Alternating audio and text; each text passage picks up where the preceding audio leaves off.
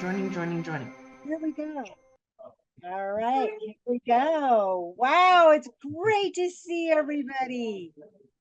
Wonderful. I hope everybody is having a fantastic Tuesday morning.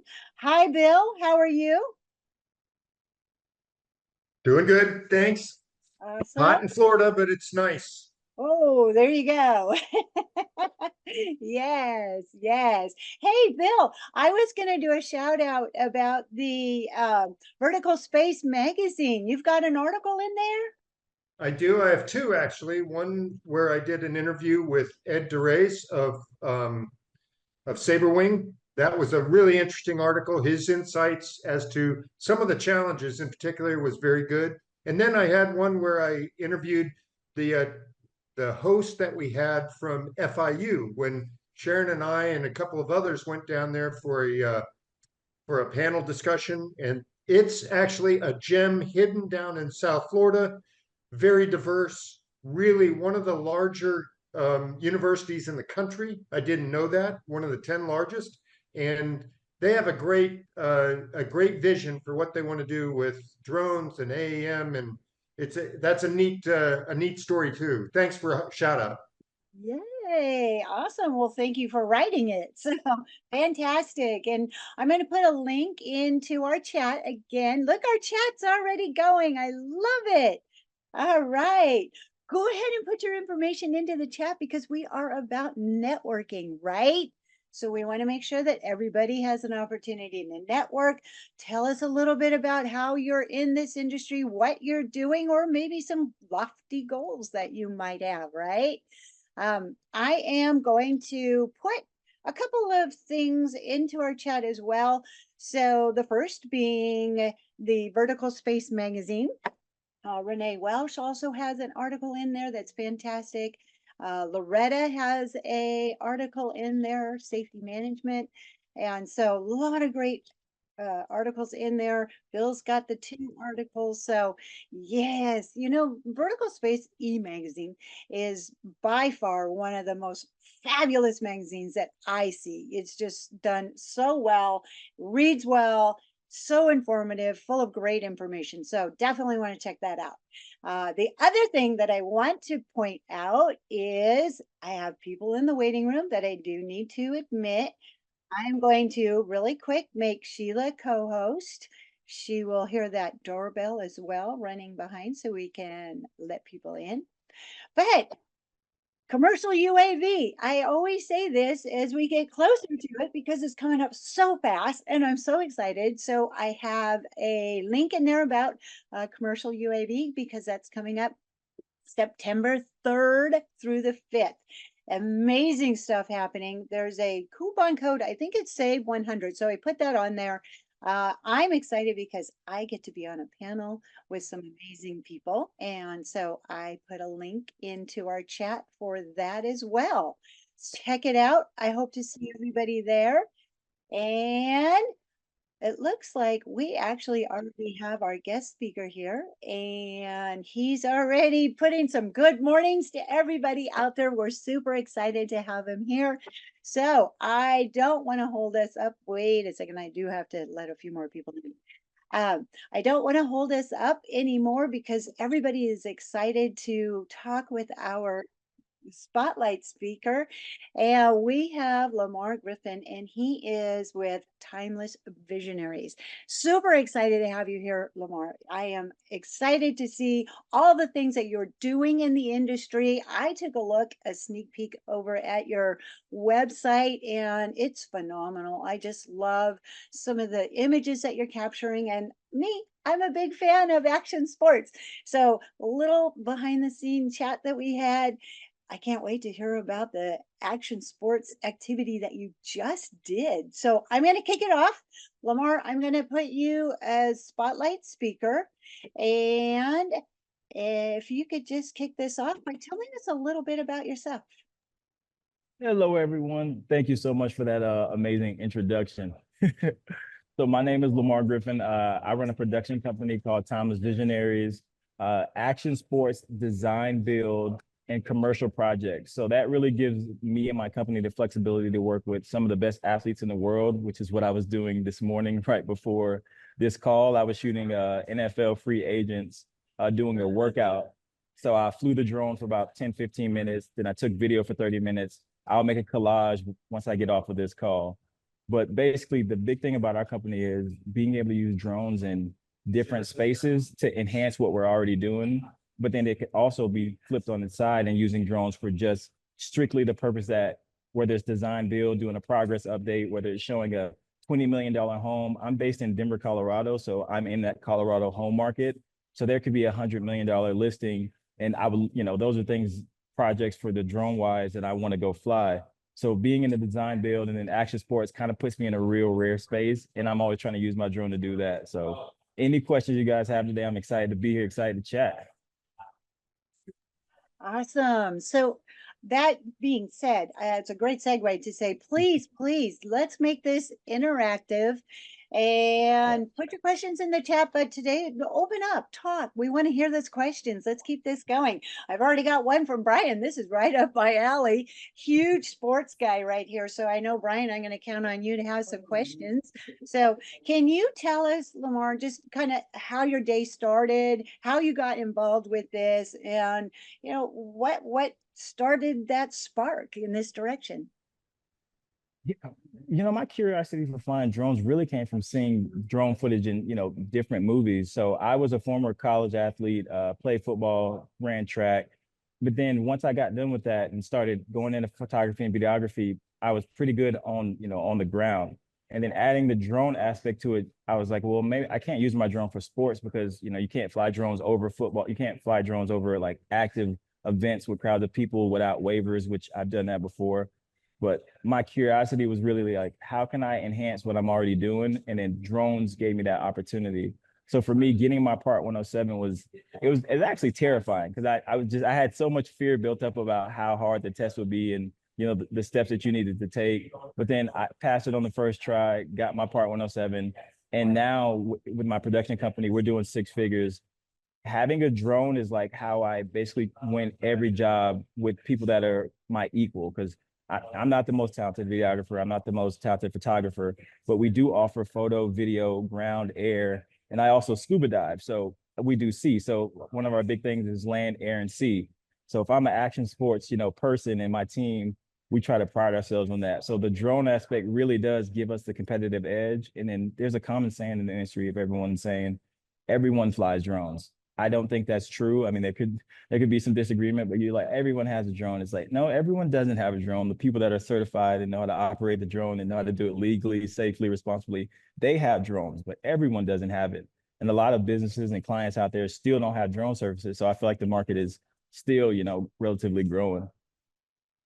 I love that. And it's so true because not everybody has a drone. And the key is not everyone is doing it proficiently. And that's a really good way to market yourself. And there's that classic drones are a tool, right? Add that in there, right?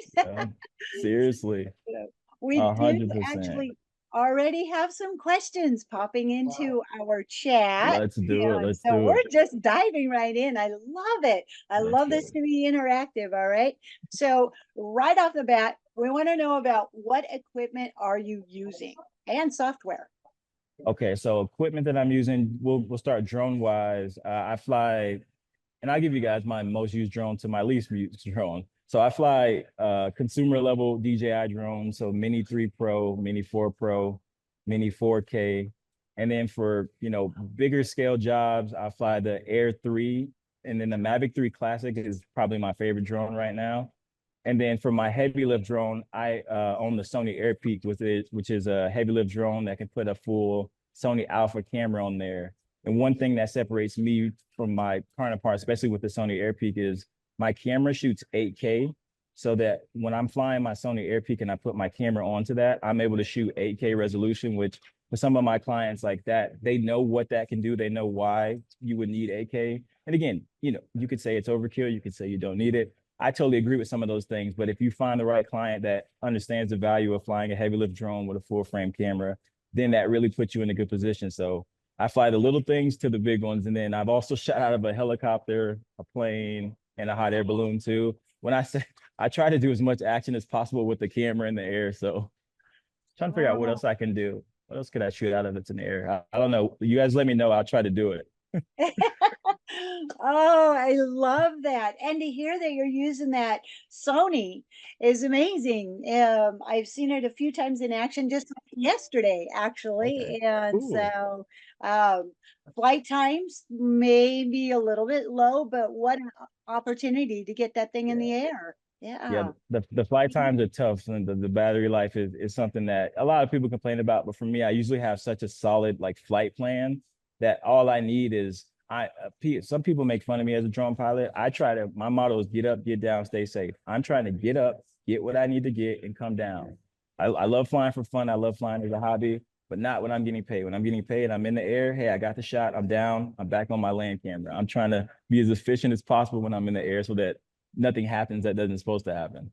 Ah, yes, time is money. And you just said two really key things with me, the safety and the flight planning. Knowing your mission when you get up into the air is Yeah. just such key. And so what do you do as far as some of that flight planning? Especially for some of the sports events. So one of the examples is I got to fly my drone for the NCL, which is the National Cycling League. While like some of the best competitive cyclists in the world were riding, and I'm flying. This was one case where I got to approve to fly over the bikers. So I'm flying, a heavy lift drone with a full frame camera, trying to keep up with bikes. So the planning for the airspace, and then just the like knowing where the shots are going to be. So I always try to, and if you guys can do this for your drone shots, and it took me a long time, but if you can get like a pre-scout day to be able to go see the location that you're going to fly at before. And again, I know this is if you're beginning in the drone world, it's so hard to like try to put that in with the client or manage that into your rate. But once you get to a point where you can, it's so invaluable to be able to go to the location, physically see, oh, there's a power line there that's not on, Google Maps. I always try to do that. So for that event, it's more so just thoroughly planning as hard as you can because, if you don't prepare, then it's not going to go well. Fantastic advice right there. Yes. I know I like to almost choreograph the move. Okay, this is what I'm going to get. I envision where the person is going to be. Yeah. Yes, excellent, excellent. So I'm going to say I'm falling very behind on our chat over here. Um, so one of the questions was that came up is how do you scale your business and find your niche? That's a good question. How do you scale your business buying your needs? So I feel like I can only speak from my experience, but I feel like this could apply to you is try to find something that you enjoy doing within your business. So for my example, I'm a photographer and a videographer. I like sports. So normally I gravitate towards sports, but when I say that, people usually think of seeing me on the sidelines. I used to work for the NFL, and then I left the NFL because I was in a better position to not work for them. So I was a photographer, a videographer, and an editor. So I got three separate checks from the NFL for three different roles, at a pretty decent level. So finding like what you like to do and putting all your energy into that is really like the first start. And I'm not saying follow your passion because again, that people can agree or disagree with that. I'm saying follow what you like actually would like to do so that when it gets hard, you won't give up. And as far as scaling your business, it takes a lot of like details and work. So basically, I read a lot of books, especially audiobooks. I try to read every piece of information on drones, on photography, on videography, on business, time management, like all the little things that you can do to like make yourself a better business person. And then of course, things like this, networking, being in the right place at the right time. But I think the biggest thing is if you're in the right place at the right time and you don't have examples of what you're trying to sell or what you're trying to do, then it really is all for nothing. So if I come up to you and I'm like, hey, I want to come do a drone job, and you're like, well, let me see your work, and I don't have something to show you on the spot, then it's just a hypothetical. Like I'm not really, speaking it. So if you're gonna try to get work in the drone world or anything in your business, you gotta have proof to say that you can do what you're trying to do. Because without that, it's just a hypothetical. Wow, excellent advice. So, how would you recommend if someone is really just getting started in a direction that way? How do they go about getting that experience or trying to get some of that footage to show? that's my favorite thing to do, just practicing. So of course with drones, there's so many different things that you have to be mindful of, not flying around schools, not flying around airports, or knowing how close you are. Certain, like in Denver, there's certain fields and areas that you can't fly at. So the first thing is to like, know where you want to fly once you have your drone. And when you enter the drone world, try to get a drone that's in your price range, price budget. But then once you start to get the drone and get a feeling for it, and I always recommend, if you're a beginner, fly on cine mode, like fly as slow as possible. People give me, can I cuss on here? People give me shit all the time. I see my man Bill laughing. They give me shit all the time because all I do is fly slow. And like all my shots, if you ever see anything from me, it's really slow, it's really smooth. That's why I never crash. I'm usually slow, smooth. I'm not trying to go fast. I'm not flying an FPV.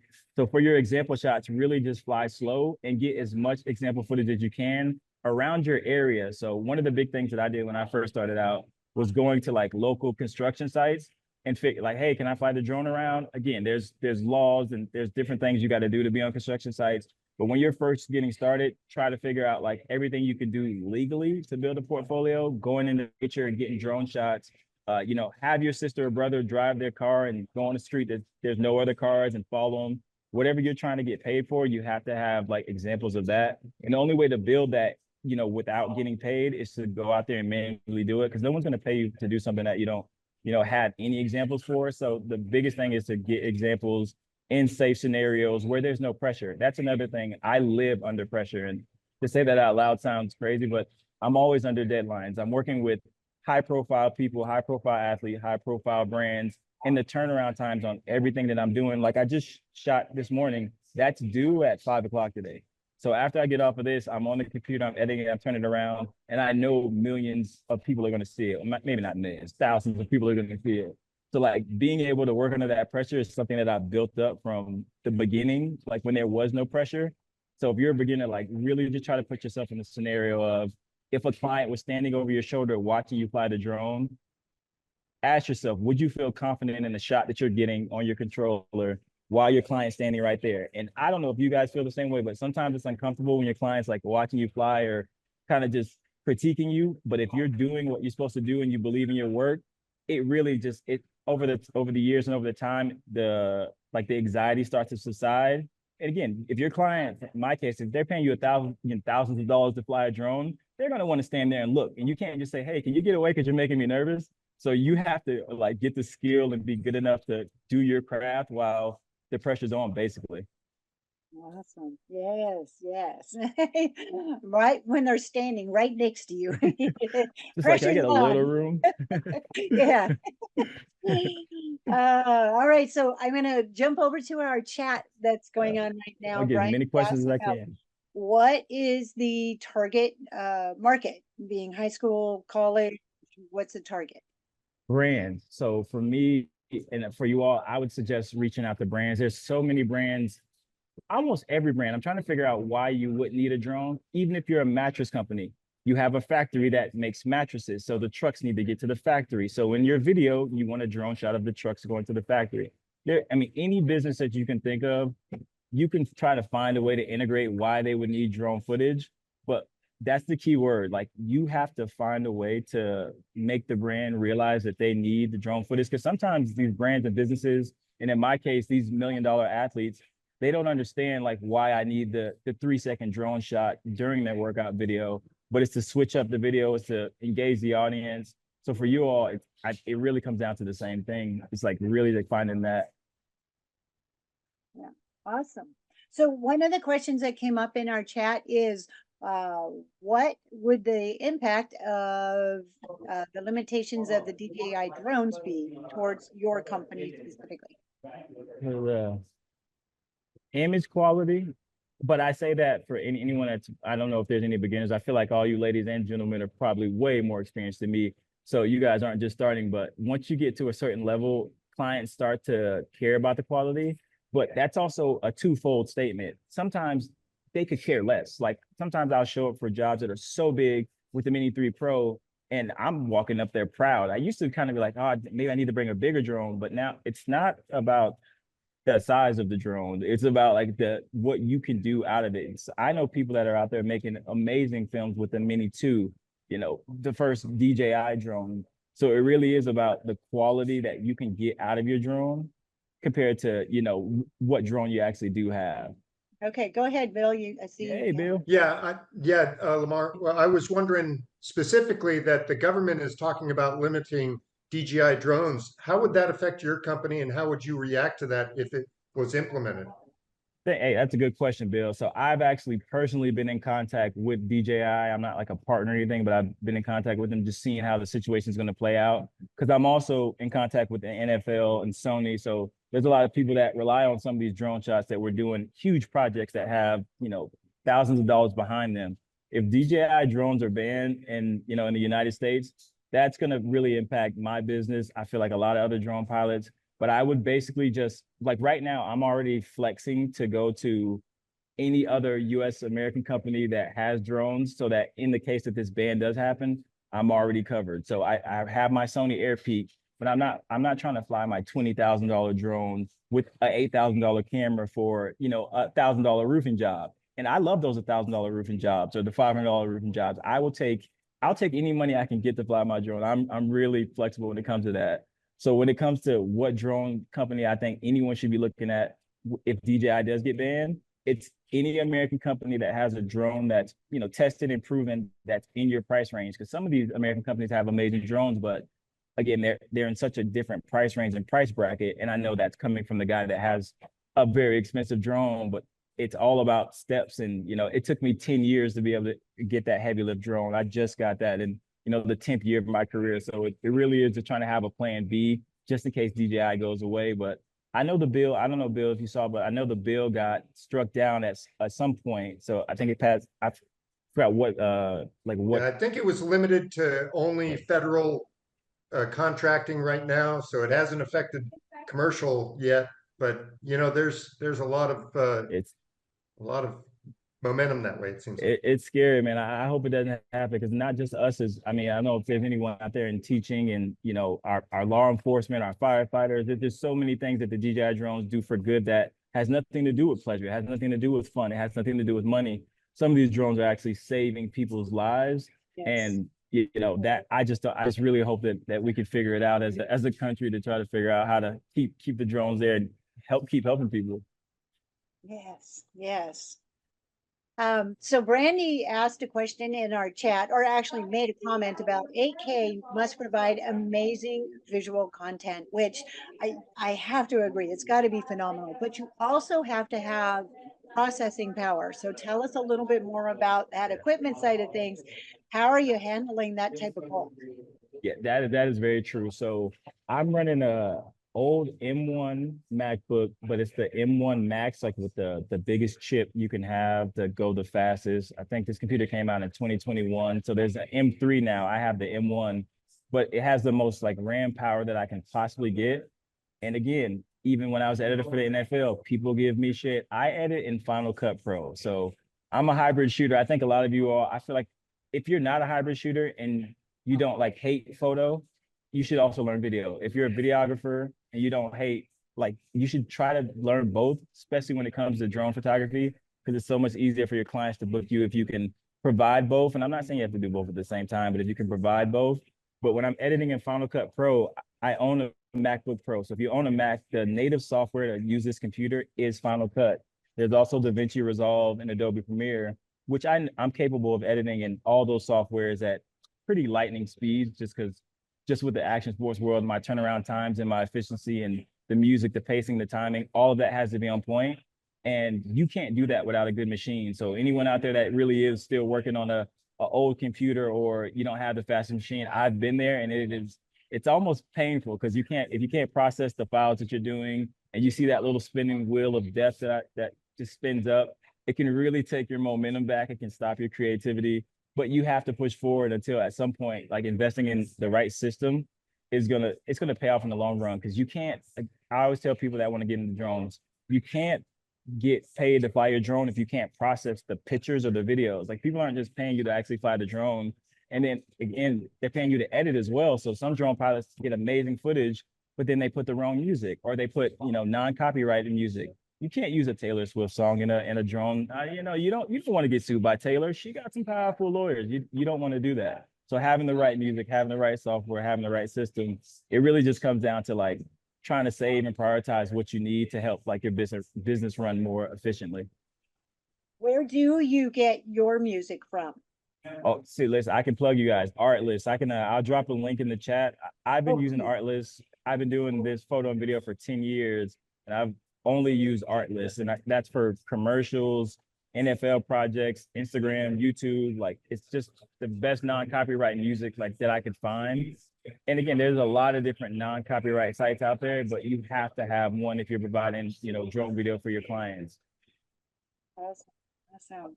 All right, so we are jumping back over to the chat. Audrey has Hey. asked about, can you give us some advice about how to become a paid SUAS drone operator? And so, I'm going to do a little shout out. And he's got a background, an amazing background in GIS. And so making that crossover and getting that ball rolling and getting yourself out there, what do you recommend?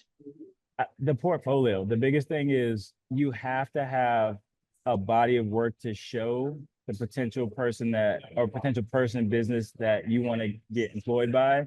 It's almost so important. Like, you could not know how to fly the drone. You could not know how to, there's so many things that could go wrong. But if you have a video or a set of photo images that you send to that prospective client that impresses them, you will get work. So I feel like the biggest way to become a paid professional pilot, and again, you have to have your Part 107. You don't want to be flying. And I'm a little bit younger, and I'm always telling younger pilots than me, you need to have your Part 107.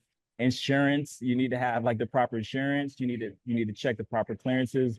So all of these things before you become a paid pilot is things you need to consider. But to become paid, I think the only bar to entry to get paid to fly your drone is the portfolio you have. Because if you can prove to anyone that you want to get paid by that you can do what you're telling them you can do, now there's really no reason for them to say no unless they don't have the budget. And then again, picking the right time, picking the right company. Like, I'll go on companies' websites now, still to this day, and be like, hey, those drone shots you got are like two years old. Like, let me update it. But when I send that email, I send an example. Like, I always start an email with like, hi, I would love to work with you. And then example. Then I finish the email. So if you're ever reading an email from me, it's hi, and then it's like, whoa, this is really good. And then I keep on talking. It's almost like I'm proving what I can do before we even get into the conversation. And I feel like you cannot get paid without having some type of proof that you can do what you're trying to get paid for. Yeah, yeah, and providing that demonstration. Here's the quality of my work as you're communicating with them. That's fabulous. Can you give us a little bit of a walkthrough? What does your day look like? What does your workflow look like as far as what you're doing on a daily basis? I'll talk to you guys about today. So this morning, right before this. So last night, of course, as a drone pilot, you charge the batteries. I flew the Mini 3 Pro today because I needed to film in vertical mode. Yeah, that's a whole thing too, that now that we're in this age, people want vertical drone content. It's really hard to make a drone shot it's just really hard to conform a drone shot to be for a vertical orientation unless you're shooting vertical, which you don't have to. But charging the batteries, making sure you have the memory card, ND filters. It's bright in Denver today, so I knew I need ND filters. And then again, having the plan of attack. The NFL players were only working out 30 minutes. So I'm doing ground photography. I only have 10 minutes to fly the drone. So I knew where the drone was, had it set up, already got my airspace clearance. I did that last night. Again, I got checked the airspace, got clearance, like reported the flight. And then once I get up in the air, basically it's just getting the right shots. Awesome. And I'm sorry, and then I guess what's the rest of the day? Let me give you guys my workflow process. So now I'm doing this call with you all. So I shot all the footage from that. I'm doing this call with you all. So as soon as we get off this call, I'm gonna empty that memory card from the shot. And then what I do, and this is a secret weapon. I teach this in my my master class, and I'll probably be teaching it if we work together in any conferences, is I select my favorites right after I do a shot with a drone photography or videography shoot or any shoot with a camera. So what that is I sit down and I put all the footage in my timeline, which is Final Cut Pro, or I put all the pictures in Lightroom Classic, and I go through and favorite the ones that I like. And I'm going pretty fast. I'm watching it. I like this one. I like this one. And I do that until it's all done. For video, I'll watch a drone shot. It's usually a push in. So I'll press the in point, I'll press the out point. So my fingers never leave in, out. I'm watching in, out, next clip, in, out. And I get all my favorites. And then by the time I get done, I have, 4 minutes of drone footage that I completely love, but I'm only using 5 seconds of drone footage in this shot, like in this video. So then I'll pull that and go back down to it and put it in the final video. And that's really my process. Shoot, favorite, put it in the edit to match to the music, and then deliver to the client. So they'll see this today, and they saw me flying this morning, and they're like, "Oh, you're so fast." And it's like, not really fast. It's going to take time for me to go through that footage. It's going to take time to color. It's going to take time to put music on it. But if you have the system set in place, I think it really can help. So if you guys use that, I feel like you'll be so far ahead of other people if you can just favorite your footage. And if you can't do it right after the shoot, because some people have kids, some people don't fly full time, but there's so many things that can stop you from getting back to your drone footage after you fly. That's kind of where I said about the passion and like enjoying what you do. After I fly, I've been flying for 7 years. Every time I fly, all I want to do is get back and see the footage of the pictures. Like I'm 36. I still feel like I'm 14 when I'm flying. I just want to go see what I got like immediately. And sometimes I can't do that, but try to get to your footage as soon as possible because it's fresh in your mind. And then just favorite everything. Awesome. Great advice right there. Yes. And sometimes it does take a while to get back to it. And you have in your mind some of the great epic shots that you did. And if you wait too long, it's like, oh, which one was that? And it's starting The fresh. momentum, yeah, the momentum can subside. And again, these are all business things. This isn't necessarily drone specific. It's just business in general. Like when you have the momentum, like if you just did a drone shot for a client that, you guys work hard to get your clients. I think we all work hard to get anyone that pays us to fly, our drones. So once you do all that work and you do the shoot, don't take your foot off the gas towards the end. Like that's really the time to deliver on like the value that you said you can provide. And then you get a testimonial, you get a review, and get that's a whole another part of the process. Like you need reviews, you need testimonials because they help prove that you can do what you're trying to do. Yes, yes. And that's a big part of business. People read those reviews and the testimonials. So that really is some good advice right there. Sheila's asked about what specific team or league level are you working with? Ooh, that's a long list. NFL, NBA, Major League Lacrosse, Team USA. I'm in Colorado, so Team USA is based out of Colorado Springs. I don't know if there's anyone in here that's not American, but for the time being, go Team USA. Um, I'm just kidding.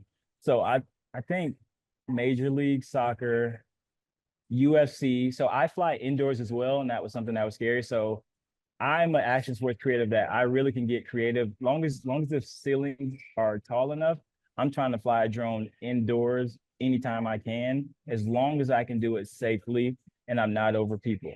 So anytime I can. But most of the sports leagues that are in the professional realm right now, I probably phone for them. I could just keep naming off lists, but NFL, NBA are the big ones. Team USA. I was supposed to go to Paris, but my daughter started kindergarten this month, and I just don't want to miss that. And you guys are like, well, Lemar, you could have. It's like that's really the most important thing to me is my kid. So I literally was supposed to be in Paris right now, flying and doing some stuff, and I'm like, yeah. My daughter's gonna go to school, and then she's gonna get mad, and then I got to be there. Desi, I'm sorry. My real question was, did you approach a team specifically, or did you start at the league and then trickle down? Gotcha. So That I was my started. question. I'm sorry. No worries. So I think neither one of those, and it would be my advice to you. I started with the players. So let's say you like a soccer. You don't have to shoot for the MLS or you don't have to shoot for the NFL. There's a player that, most NFL players, Major League Soccer players, these are human beings, people with families, but they're also $1 million businesses. Like every player, male, female, like they're walking brands in hindsight of being people as well. So they need services. So I was doing so much drone videography work with players, just like I did today, like shooting drone footage of them doing their workout, that the NFL saw it and contacted me. So now when I get signed on by the NFL, they're like, hey, Lemar, we know you fly drones. They asked me to, submit all the things that I need to submit to be able to fly my drone for the NFL, just based off of they had already saw the work. And that goes back to what I keep preaching to you all. Like if you put the work out there and you build the portfolio, over time that people are going to have to see it. Like I had no clue that the NFL was watching little old me flying slow with my little Mini 3 Pro, but they saw it because it was, you know, in the video. So any player, any sports team that I think you want to fly with Sheila, I would really approach them. And then you really cut out the, I don't like to say middleman, the middle person. Like it could be NFL player, NFL me. I don't need the NFL. I'm just gonna go to the player like, hey, do you want some drone shots?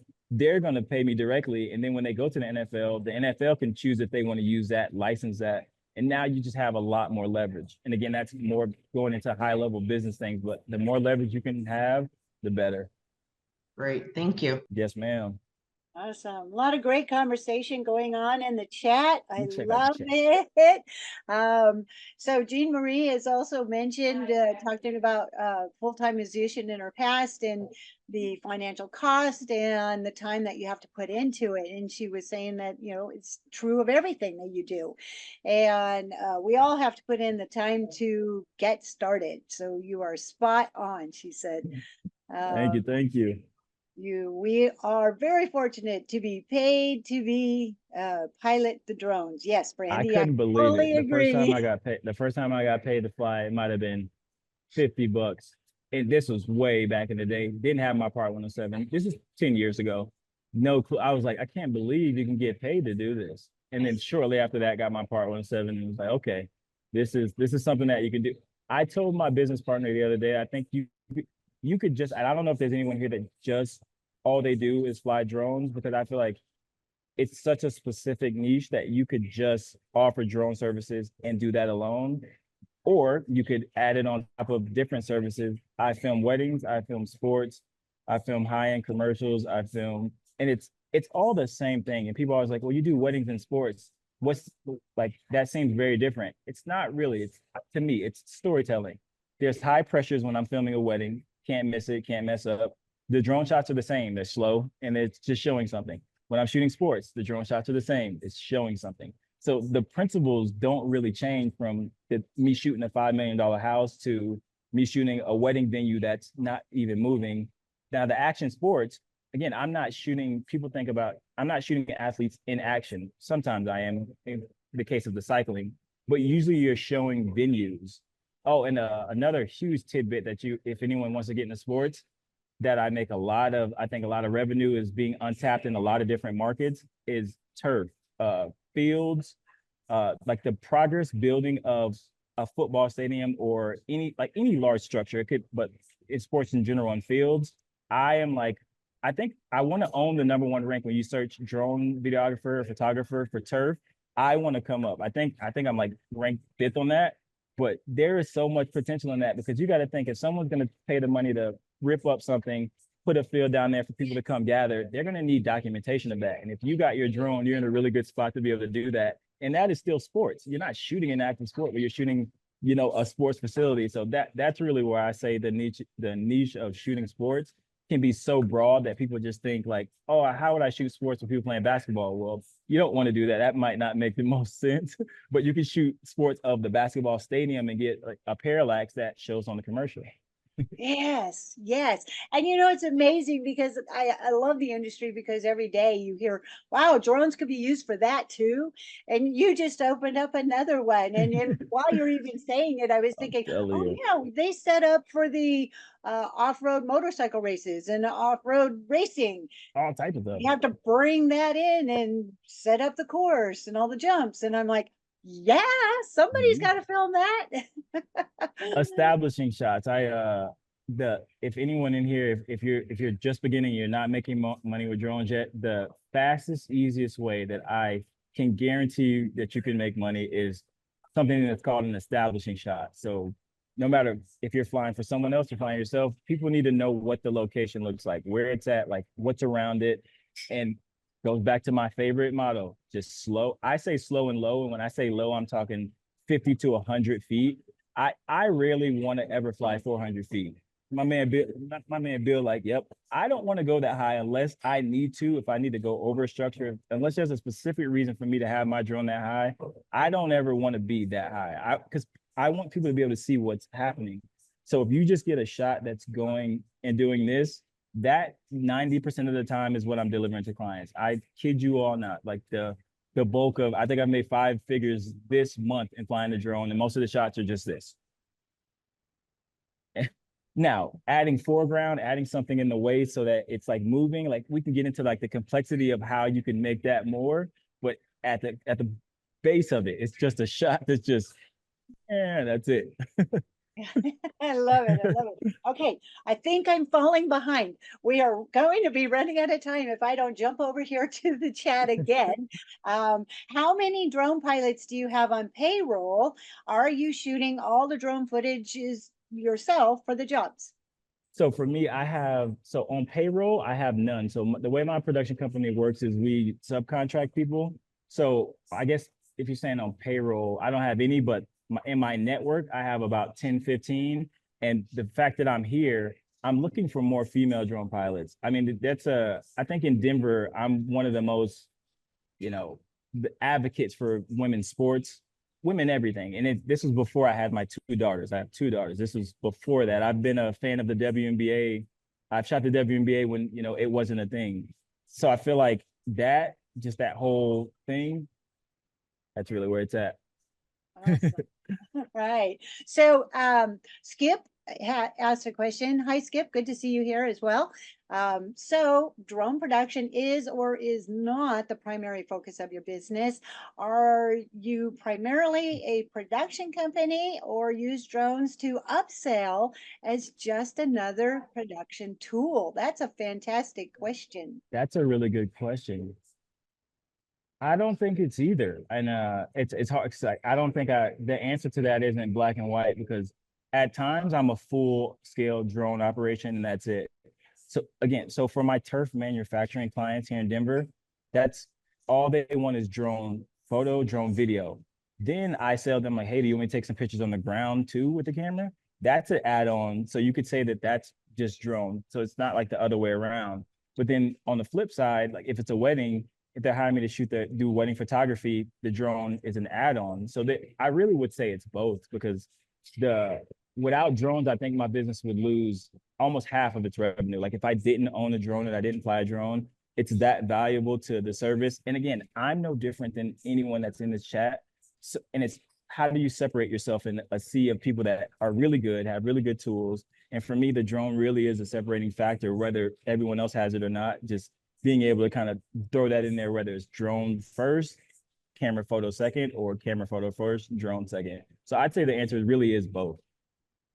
Awesome. Awesome. Okay. So I'm answering a couple questions in there because Audrey had asked about insurance plugs, which I know Women in Drones actually has a resource for insurance through Rob, and I can try to get that link out really quick. Like there's other options available, I'm sure. Yeah, I need to click that link as well. Okay, so let me get that out for you.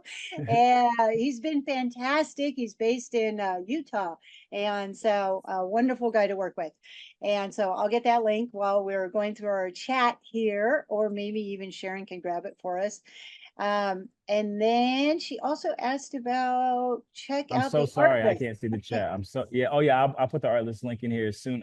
In a sec. I'm so sorry I'm not seeing anything in the chat. I'm gonna go back and try to read it, and I'm happy to answer every single question in the chat. I appreciate you all having me. It's just going so fast. Yeah, well, I think I'm on 17 now that I still got to address, so I do need to get myself going.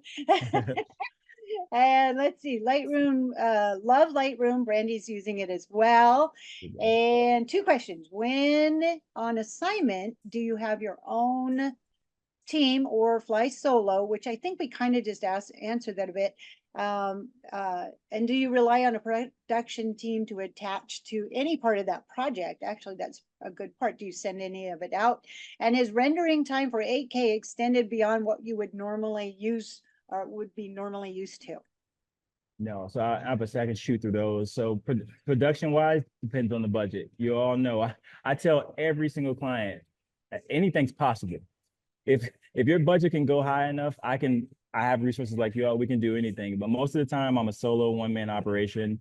But I shot a Porsche commercial that was a $50,000 project. For that commercial, I couldn't fly and film the Porsches, so I hired 2 drone pilots.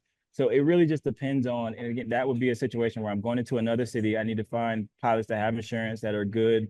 So it really just depends on like the situation and the budget of the client. Because again, I feel like any client that has, you know, $200, $300 for you to fly, they're just as valuable as a 10, 50, $50,000 client. Like you need all of them to kind of make this work. So there's no being better or worse than anyone, but it's really just picking it and piecing it together. Okay, awesome. Just those pieces and bringing it all together as one. it. There we go. Making it happen. I got to get you guys this Bill art asked list a from me. question about what do you fly when you're flying indoors? The Mini 3 Pro is my favorite when I'm indoors. Bill. I would love to get the Mini 4 Pro, but my business partner, aka my wife, she's like, you know, you have 8 drones right now, Lemar, so we're doing pretty well. You think the 9th one is going to change? And I'm like, this one has this feature. And she's probably right, but the Mini 3 Pro is my main drone indoors just because it's small and agile. But from time to time, I will fly the Mavic 3 Classic. And again, that one has 5.1K, and I'm always cropping in or out. But again, anytime I'm indoors, you know, you don't have the obstacle avoidance. So it's really just making sure I have enough space, have a really good plan, and then light. That's a big thing that I think, you know, trying to have enough light. So your drone, whatever drone you can get that can let you change the aperture. And of course, the Mini 3 Pro doesn't do that. If you have the budget to have a drone that you can change the aperture, that's a life. That is, it changes everything. And if you haven't shot with a drone that has that aperture, you can change it. Once you do, you're gonna be like, whoa, this is really cool. Because it, you know, there's levels to them. How I had a about the question about factor? noise issues in indoors like that. Do you have to consider that? How do you Definitely. consider it? Yeah, so there's usually always noise. Like I don't think there's any avoiding it unless you're shooting in, like this building has a light coming right here and I'm sitting by it. But that's going back into your editing software. So every single drone job I feel like I've flown indoor has had noise, but then we'll put a plug-in, which is called noise reduction, and it usually does the job. So if you guys are editing photo and video, I think a lot of photographers in here as well, noise reduction is the biggest thing in video as well. Sorry to keep this going too No, long, but yeah. what I'm asking about is the noise that the drone is making. Mhm. Is that affecting where you can fly? You know, and you have to be Oh, concerned of people I thought listening to a concert, for instance. You gotcha. wouldn't want a drone over a concert, right? I thought you were referring to noise as ingrained in the film. Right, Noise, right. yeah, that's a huge issue, and especially for my Sony Airpeak, that thing sounds like a helicopter. So, you know, you all see me. I'm a black gentleman, not that tall. So flying a big loud drone and then just being in certain spaces, I'm always aware of my surroundings just based on just, you know, who I am, what I look like, which you know. So the noise level of anything, anytime I find a drone is always an issue. So it could be, I think I did some work with the PGA Tour, if anyone's in the golf. That's an environment where they don't even want drones. They're just starting to let the drones come into the golf space because golf is a different sport and there's different standards by it. So I'm flying the Mini 3 Pro with quiet propeller props, like when I'm doing something like that, because that's a big thing. So sometimes when I fly indoors, I'll use the props that make your drone more quiet. And again, those are pretty affordable on Amazon. You want to spend more money, like the noise levels and the decibel comes down and down. But yeah, Bill, that's a huge issue. But some of the things that I'm doing, it's usually bigger venues where it's a lot of noise anyway, and most people don't even know that I'm flying unless I have that orange vest on. I always fly with the FAA safety vest. I see that I'm about to buy the one on the Women in Drone website. You guys got was it lime? Is it lime green? I always have that vest on like 100% of the time, even if I'm flying for fun. It's just a habit at this point, so that if anyone comes to talk to me, I'm just like, hey, not right now. I'm working, unless it's law enforcement. And even if it's law enforcement, excuse me, officer, I'm going to land this drone real quick, then we can have a chat. Good safety tip. Yeah. Always. So. Yeah. So, okay, we only have about 10 minutes left. Let me get y'all this art list. Until the top of the hour here. I'm happy to answer as many questions as we can get. Okay, so I want to point out that a couple links have gone into the chat. Sharon did put the there for the insurance, and then also I put in the links that you had shared originally with us for your Instagram and such like that. So I threw those into yeah, our please chat. reach out to me, send me a DM. Anyone here, I answer back. I'm not a celebrity like these guys that I work with. You send me a DM, I'm probably going to respond back to it. Awesome, awesome. Can I put your email address in there as well? Yes, Okay, please, I definitely. Yeah, will guys, provide please that feel as free to reach well. out to me. And then we have a question in here that I would love for you to address. Oh Can you yeah. talk about the challenges of drawing the yard lines on the field and the NFL videos? Or is there something, not something that you do? Drawing them on. I'm sorry, what was the question? She had said, can you talk about the challenges of drawing out the lines on the field? That's another great way to video ahead of time, laying out the field, Oh, yeah, I got putting you. out the Yeah. lines. So I don't, for me, I'm self-taught in photo and video. So I use like framing, just your general rule of thirds, like the grid, if you know, just that general principle. I'm always trying to keep I keep it simple. Whatever I'm filming, I try to keep it in the center. So it's never like a conflict of interest for me. And of course, there's sometimes where you want to put it on the right third and left third, but most of the time, whatever I'm filming, I just keep it in the center. So with sports or the field, it really isn't hard. If I'm trying to showcase the field, I'm just going to back out, show the 50, whatever detail that we're trying to highlight. We just usually put that in the middle, and I usually put that in the middle. My question was like, when they're actually playing and you have to draw like the red line and the yellow lines, that's what my question was. I got you. Yeah. So I'm sorry. That was one thing I answered earlier, and that's one of the biggest misconceptions is like filming while people are playing. I don't. Usually that's not the case for sports games, like camps and clinics. Like today is a workout where the guys are running and doing things. I'm not usually filming them per se doing like these guys are I'm filming the fastest athletes in the world. So to try to keep up with them in the Mini 3 Pro probably could be possible, but I'm only just trying to show what's happening. So I don't think it's a challenge at all. And any advice if you were trying to do that is I'm not actually filming the action and the movement because I already know what I want for the shot. I'm just filming the environment of them being on the field, the baseball dugout, and I'm just pushing in so that you see that they're on the field from the drone view. And then I usually cut to something else. So it's really never trying to chase the players or chase the athletes per se. All right. So, okay, I have to say, oops, it was actually Sheila who put out the Morton insurance. So thank you, Sheila. Sorry about Boom. that. My bad. I just dropped that Artlist. I just dropped my Artlist affiliate link in there if you guys want to sign up. Again, that's where I get all my music. Awesome. Oh, we love all the resources. Fantastic. I know. I wish I had some examples for you all. I'd say there's so many different shots, but we don't have time for all that.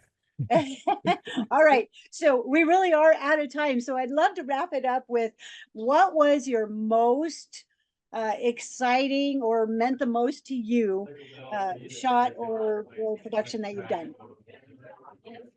Probably Ray Lewis football camp. You all familiar with NFL football? Ray Lewis is a linebacker who's really good. He played in Baltimore. He is from the city of Lakeland, Florida. I am from that same city. So he went to high school, and he's a little bit older than me. He went to high school. So Under Armour hired me to be a photographer and videographer and come work his Ray Lewis Under Armour camp.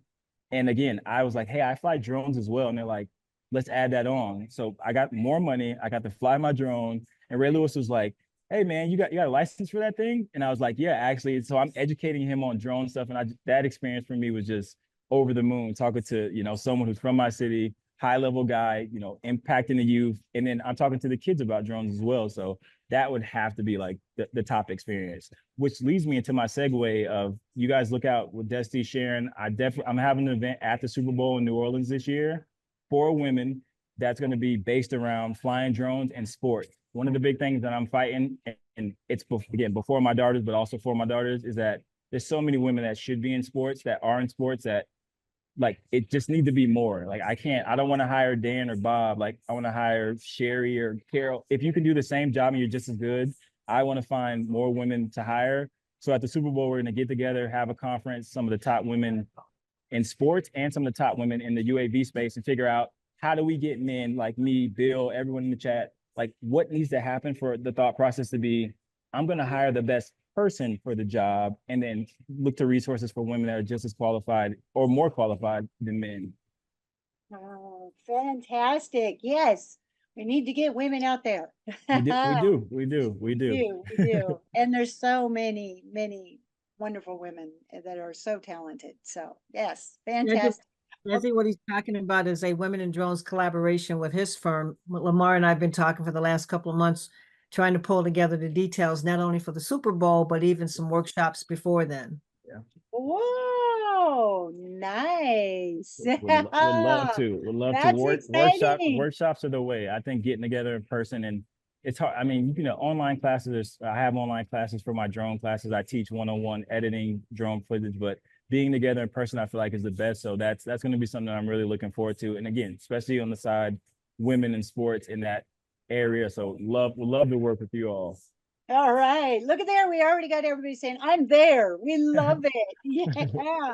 I'll tell you. Awesome. All right. So I do not know if you can save the chat on an Android, but I know if you are on a computer, there's 3 dots and you can hit those 3 dots and it'll You guys say, are teaching me something new. I'm going to save the chat. Definitely want to save the chat. All right. And so you want to make sure it could be up at the top under more, or it'll say save the chat right there. So you look for those 3 dots. Definitely a lot of great information. We are going to be looking for that workshop and that collaboration with Women in Drones. Awesome. Hell yeah.